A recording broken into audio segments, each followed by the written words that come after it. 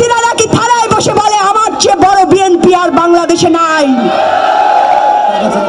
ওসিদেরকে বলে দিতে চাই, আপনারা যদি জনগণের না হয় বিএনপির হয়ে থাকেন তাহলে বিএনপির পার্টি অফিসে গিয়ে ঝাড়ু মোছা করেন, ওইখানে ঝাড়ু মোছা করে বেতন নেন, জনগণের টাকায় বেতন নিয়েন না। বাংলাদেশের বিচার ইলেকশন কমিশনকে মনে করিয়ে দিতে চাই, তালবাহানা করলে, পক্ষপাতিত্ব করলে জুতার মালা দিয়ে ঘুরতে হয়, সেটা আপনারা দেখেছেন। আপনারা যে আমাদের নিবন্ধন নিয়ে তালবাহানা করবেন এগুলো আমরা আগেই ধরে নিয়েছিলাম।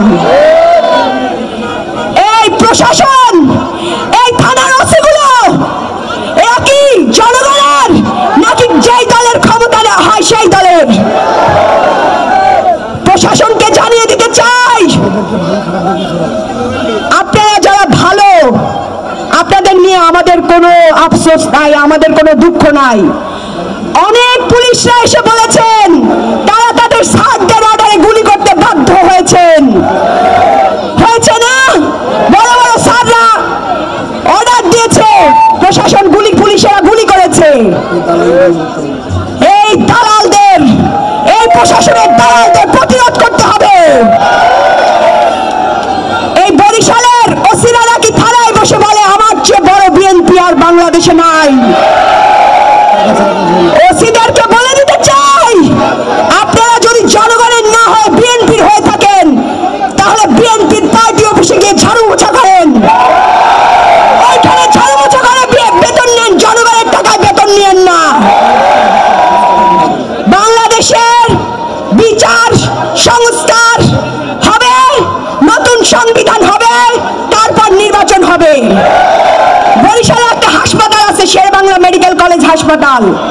এই হাসপাতালটা শুরু কাঠামো হয়ে পড়ে আছে, এখানে আইসিইউ আছে, আইসিইউর সেটআপ নাই, এখানে ডাক্তার আছে, সরঞ্জামাদি নাই, এর চারপাশে ক্লিনিকের সিন্ডিকেট আছে। কোন সিন্ডিকেট বরিশালে চলবে না, কোন মাদকের সিন্ডিকেট বরিশালে চলবে না, কোন চাঁদাবাজের সিন্ডিকেট বরিশালে চলবে না, কোন মাদকবাজের সিন্ডিকেট বরিশালে চলবে না। যারা পাথর দিয়ে মানুষ হত্যা করে তাদের জায়গা বরিশালে হবে না ইনশাআল্লাহ।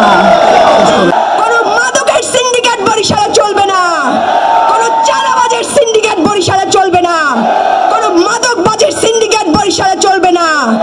যারা পাথর দিয়ে মানুষ হত্যা করে তাদের জায়গা বরিশালে হবে না ইনশাআল্লাহ। দেশের বিচার সংস্কার হবে, নতুন সংবিধান হবে, তারপর নির্বাচন হবে। বরিশালে